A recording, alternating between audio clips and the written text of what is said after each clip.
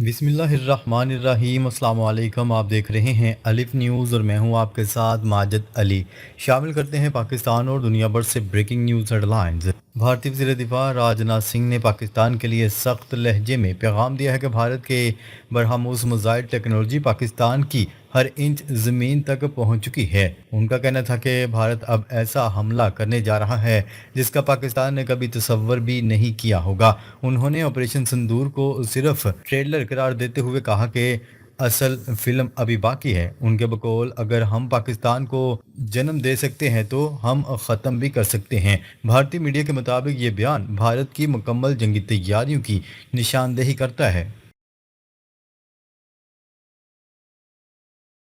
بھارت کی جنگی مشقیں مکمل، پاکستان پر حملے کی تیاریاں آخری مرحلے میں۔ بھارتی آرمی اور فضائیہ نے مبینہ طور پر پاکستان کے مخصوص علاقوں کو برہموس میزائلوں سے لاک کر لیا۔ راجناتھ سنگھ کا یہ بیان اس بات کا اشارہ کرتا ہے کہ بھارت اب فضائی حملوں کی بجائے میزائل اسٹرائیک کی تیاری میں ہے۔ ذرائع کے مطابق بھارت کی سیاسی و عسکری قیادت ایک ہی بیانیے پر ہے تاکہ عوام کو ممکنہ جنگ کے لیے ذہنی طور پر تیار کیا جا سکے۔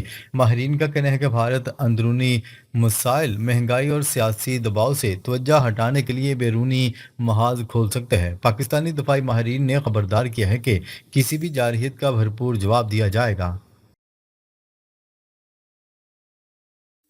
مودی حکومت کا سیاسی مستقبل خطرے میں، ممکنہ جنگ کو انتخابی حربہ بنانے کی تیاری۔ بھارت میں مہنگائی، بے روزگاری اور کرنسی بحران کے باعث نریندر مودی حکومت شدید دباؤ میں ہے۔ تجزیہ کاروں کا کہنا ہے کہ اگر آج الیکشن ہو جائے تو بی جے پی اقتدار کھو دے گی۔ ایسی صورتحال میں حکومت عوامی توجہ ہٹانے کے لیے پاکستان کے خلاف بڑی کارروائی کا منصوبہ تیار کر رہی ہے۔ مودی سرکار کو یقین ہے کہ جنگی ماحول پیدا کر کے قوم پرستی کا جذباتی فائدہ اٹھایا جا سکتا ہے۔ یہی وجہ ہے کہ بھارتی میڈیا مسلسل پاکستان کے خلاف جارحانہ بیانیاں چلا رہا ہے۔ امریکہ اور اسرائیل کی خفیہ حمایت، بھارت خطے میں نئی جنگ کی طرف بڑھنے لگا۔ رپورٹ کے مطابق بھارت کا ممکنہ حملہ صرف پاکستان کے خلاف نہیں بلکہ ایک بڑے جیو پولیٹیکل کھیل کا حصہ ہے۔ پاک بھارت جنگ میں اسرائیل ٹیکنالوجی، ڈرونز اور انٹیلیجنس کے محاذ پر بھارت کے ساتھ ہوگا۔ امریکی دباؤ اور ڈونلڈ ٹرمپ کے بیانیے نے بھی مودی حکومت کو جنگ پر اکسا دیا۔ ذرائع کا کہنا ہے کہ بھارت چاہتا ہے کہ افغان جنگ کے شور میں پاکستان پر سرجیکل سٹرائک کر کے عالمی توجہ حاصل کی جائے۔ یہ جنگ اگر شروع ہوئی تو خطے میں یوکرین جیسی طویل اور خطرناک لڑائی کا روپ اختیار کر سکتی ہے۔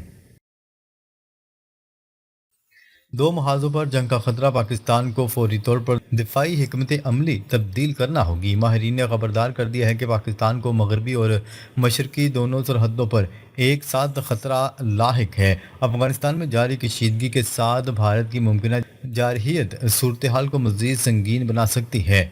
اگر بھارت نے حملہ کیا تو وہ راولپنڈی، لاہور اور اسلام آباد جیسے اہم شہروں کو نشانہ بنا سکتا ہے۔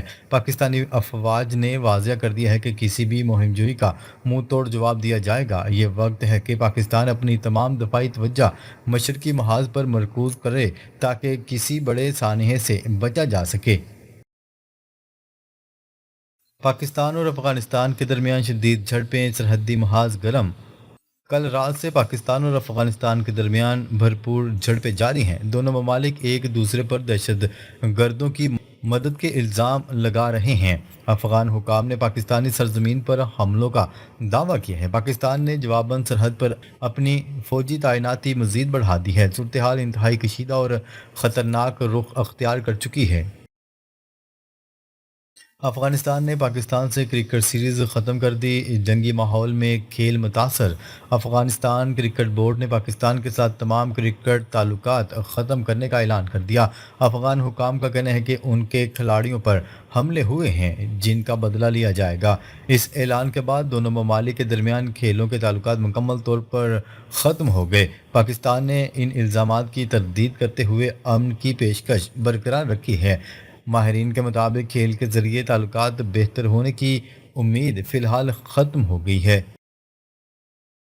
بھارت کو سخت وارننگ، دو محاذوں پر لڑائی ہوئی تو انجام خطرناک ہوگا۔ پاکستان نے بھارت کو پیغام دیا ہے کہ اگر افغانستان سے جاری جنگ کے دوران بھارت نے حملہ کیا تو بھرپور اور تباہ کن جواب دیا جائے گا۔ حکومتی ذرائع کے مطابق پاکستان نے واضح کیا ہے کہ اس بار ردعمل پچھلے تمام حملوں سے زیادہ شدید ہوگا۔ بیان میں نیوکلیر انوائرمنٹ کا ذکر بھی کیا گیا۔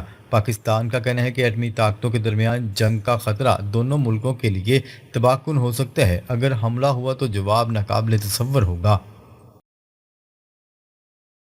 پاکستان کا دو محاذوں پر جنگ کی تیاری کا اعلان، نیوکلیر انوائرمنٹ کی وارننگ۔ اسلام آباد سے جاری بیان میں کہا گیا ہے کہ پاکستان اب دو محاذوں بھارت اور افغانستان پر لڑائی کے لیے تیار ہے۔ حکام کے مطابق اگر پاکستان کے وجود کو خطرہ لاحق ہوا تو ایٹمی طاقت کے استعمال سے دریغ نہیں کیا جائے گا۔ پاکستان نے خبردار کیا ہے کہ کسی بھی چھوٹے حملے کے بعد صورتحال قابو سے باہر جا سکتی ہے۔ ماہرین کا کہنا ہے کہ خطے میں نیوکلیر انوائرمنٹ پیدا ہونے کا خطرہ بڑھ گیا ہے۔ یہ صورتحال پورے خطے کے امن کے لیے تباہ کن ثابت ہو سکتی ہے۔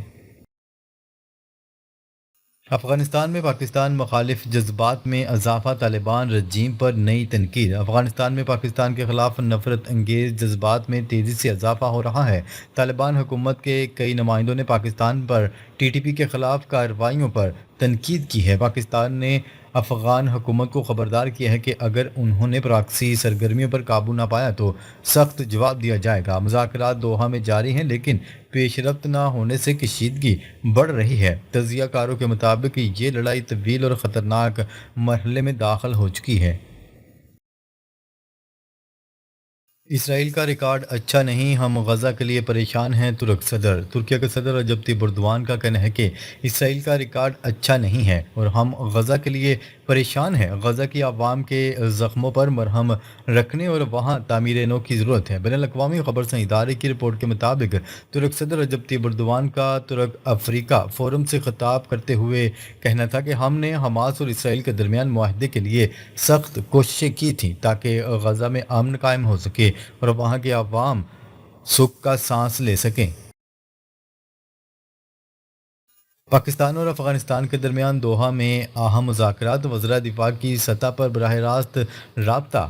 سفارتی ذرائع کے مطابق مذاکرات کی میز قطری انٹیلیجنس چیف عبداللہ بن محمد الخلیفہ کر رہے ہیں، جنہوں نے دونوں ممالک کو بات چیت کی میز پر لانے میں اہم کردار ادا کیا۔ ذرائع کے مطابق پاکستان کی جانب سے وزیر دفاع خواجہ آصف وفد کی قیادت کر رہے ہیں، جبکہ افغان وفد کی سربراہی افغانستان کے وزیر دفاع ملا یعقوب کر رہے ہیں۔ مذاکرات میں افغان انٹیلیجنس کے سربراہ عبدالحق وثیق بھی شریک ہیں۔ سفارتی حکام کے مطابق مذاکرات کا بنیادی ایجنڈا پاکستان میں دہشت گرد گروپوں کی افغانستان سے دراندازی کے مسئلے پر مرکوز ہے۔ اسرائیل کے علاوہ تمام ممالک سے مذاکرات کے لیے تیار ہیں، لیکن ایران کا اہم بیان سامنے آ گیا۔ ایرانی نائب صدر نے کہا ہے کہ ایران صہیونی حکومت کے علاوہ تمام ممالک کے ساتھ مذاکرات کے لیے ہر وقت تیار ہے۔ نائب صدر محمد رضا عارف نے کاروباری افراد سے ملاقات کے دوران کہا کہ ہم نے امریکہ سے بھی مذاکرات کیے لیکن انہوں نے بات چیت کے دوران ہی ہمارے ملک پر حملہ کر دیا۔ ہم مذاکرات کے حامی ہیں لیکن غیر منصفانہ مطالبات کے سامنے سر نہیں جھکائیں گے۔ ہماری قوم بھی ایسے مطالبات کو قبول نہیں کرے گی۔ بنگلہ دیش میں پھر مظاہرے پھوٹ پڑے، پولیس اور مظاہرین میں تصادم۔ بنگلہ دیش میں ایک بار پھر مظاہرے پھوٹ پڑے، ڈھاکہ میں سیاسی چارٹر کے خلاف لوگ سڑکوں پر نکل آئے۔ پولیس کے ساتھ جھڑپوں میں متعدد افراد زخمی ہوئے۔ مظاہرے کے دوران پولیس کی گاڑیاں قبضے میں لے لی گئیں۔ غیر ملکی ذرائع ابلاغ کی رپورٹ کے مطابق مظاہرین سیاسی اصلاحات کے روڈ میپ سے ناراض ہیں۔ 2024 کی تحریک میں حصہ لینے والوں کے لیے فلاح و بہبود اور دیگر پروگرامز کی مزید ضمانتیں مانگ رہے ہیں۔ واضح ہے کہ عبوری حکومت کے سربراہ ڈاکٹر محمد یونس نے فروری میں عام انتخابات کروانے کا اعلان کیا ہے۔